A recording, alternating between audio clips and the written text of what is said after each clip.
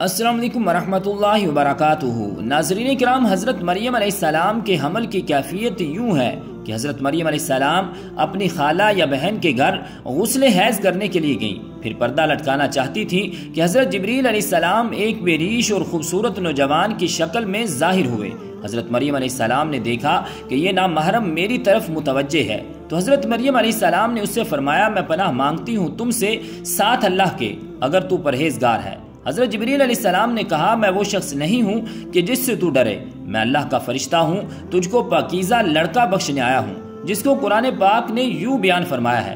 فرشتوں نے کہا، اے مریم، اللہ تعالیٰ تمہیں خوشخبری دیتا ہے اپنی طرف سے ایک کلمے کی، اس کا نام مسیح عیسیٰ بن مریم ہوگا، وہ دنیا اور آخرت میں مرتبے والا ہوگا اور اللہ تعالیٰ کے قریبی بندوں میں سے ہوگا، لوگوں سے باتیں کرے گا جب وہ جھولے میں ہوگا اور جب پوری عمر کا ہوگا، اور وہ نیک بندوں میں سے ہوگا۔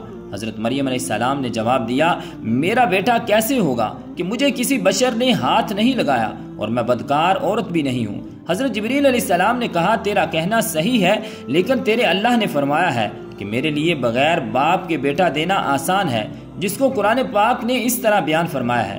مریم نے کہا، اے میرے پیارے رب، میرے یہاں لڑکا کیسے ہوگا جب کسی مرد نے مجھے ہاتھ تک نہیں لگایا؟ اللہ تعالیٰ نے فرمایا، اسی طرح اللہ پیدا کرتا ہے جو چاہتا ہے، جب وہ کسی کام کا فیصلہ کر لیتا ہے تو اس کو کہتا ہے ہو جا، بس وہ ہو جاتا ہے۔ حضرت مریم علیہ السلام کو اسی وقت اتنی بڑی بشارت دی گئی کہ وہ نبی ہوگا، بنی اسرائیل اور تورات و انجیل کا عالم ہوگا، اور وہ بڑے معجزوں والا ہوگا، جس کو قرآن پاک نے یوں بیان فرمایا ہے، اور اللہ تعالیٰ اس کو کتاب اور حکمت اور تورات اور انجیل سکھائے گا، اور وہ رسول ہوں گے بنی اسرائیل کی طرف۔ غرض یہ کہ تمام بشارتوں کے بعد حضرت جبریل علیہ السلام نے حضرت مریم علیہ السلام کے گریبان میں روح مبارک کو پھونک دیا، جس سے فی الفور حمل ٹھہر گیا۔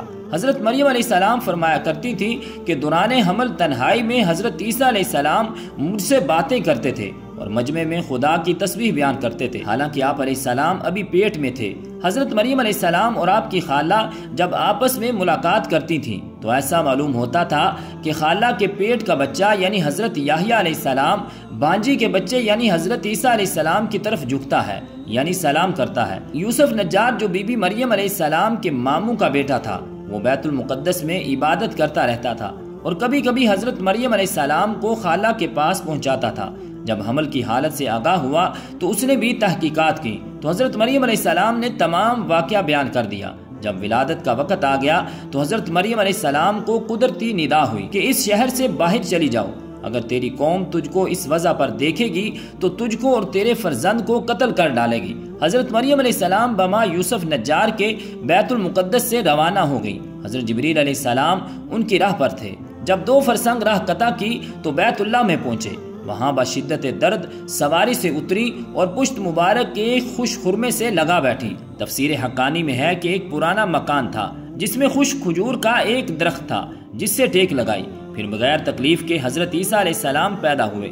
اس وقت حضرت مریم علیہ السلام نے عرض کیا کہ اے کاش میں اس حال سے پہلے ہی مر جاتی اور نسیم منسیہ ہو جاتی۔ حق تعالیٰ نے ملائکہ کو بھیجا اور اپنے فضل و کرم سے وہیں ان کے پاؤں کے نیچے ایک پانی کا چشمہ ظاہر کر دیا۔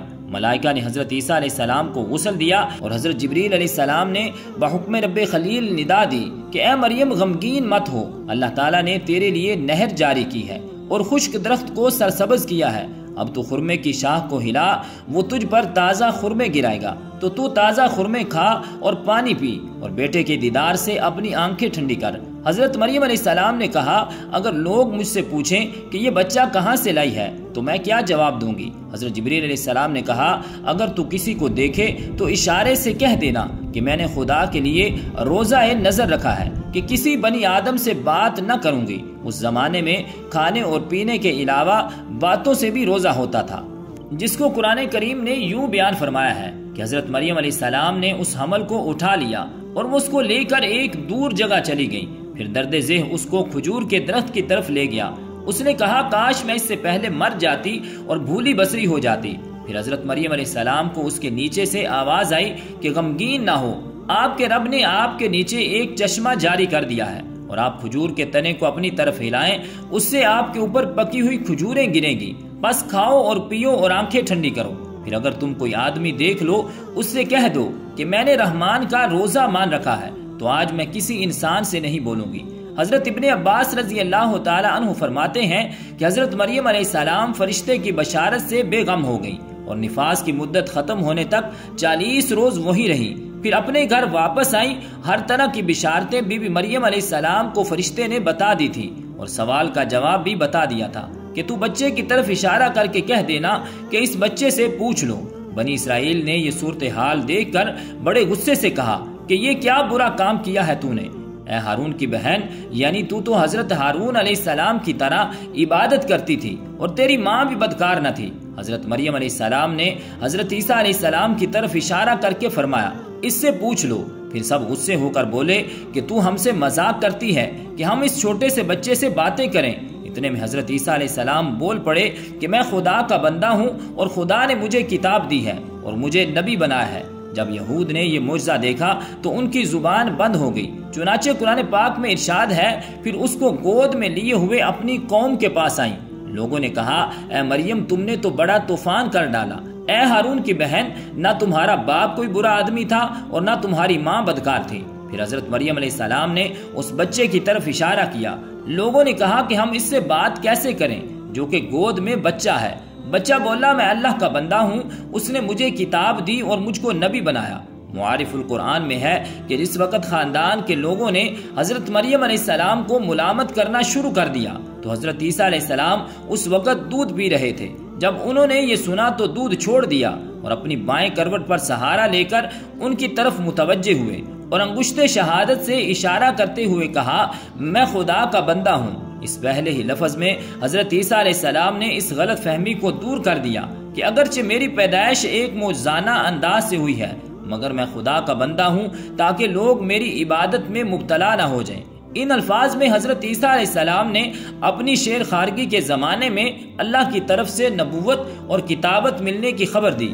اس کا مفہوم یہ ہے کہ اللہ تعالیٰ نے یہ طے فرما دیا ہے کہ مجھے اپنے وقت پر نبوت و کتابت دیں گے، اور یہ بالکل ایسا ہی ہے جیسا کہ رسول اللہ صلی اللہ علیہ وآلہ وسلم نے فرمایا کہ مجھے نبوت اس وقت عطا کر دی گی جب حضرت آدم علیہ السلام ابھی پیدا بھی نہیں ہوئے تھے، ان کا خمیر تیار ہو رہا تھا۔ اس کا مطلب ظاہر ہے کہ عطائے نبوت کا وعدہ جو حضور صلی اللہ علیہ وآلہ وسلم کے لیے قطعی یقینی تھا، یہاں بھی اسی یقین کو عطائے نبوت کے لفظ ماضی سے تعبیر کر دیا گیا۔ عطائے نبوت کا اظہار کرنے سے ان لوگوں کی بدگمانی رفع کر دی گئی کہ میری والدہ پر بدکاری کا الزام لگانا سراسر غلط ہے، کیونکہ میرا نبی ہونا اور مجھے رسالت کا ملنا اس کی دلیل ہے کہ میری پیدائش میں کسی گناہ کا دخل نہیں ہو سکتا۔ تو رب ذوالجلال کی بارگاہ اقدس میں دعا ہے کہ خالق کائنات ہمیں عمل کی توفیق اور ہمت عطا فرمائے، آمین بجاہ النبی الکریم الامین۔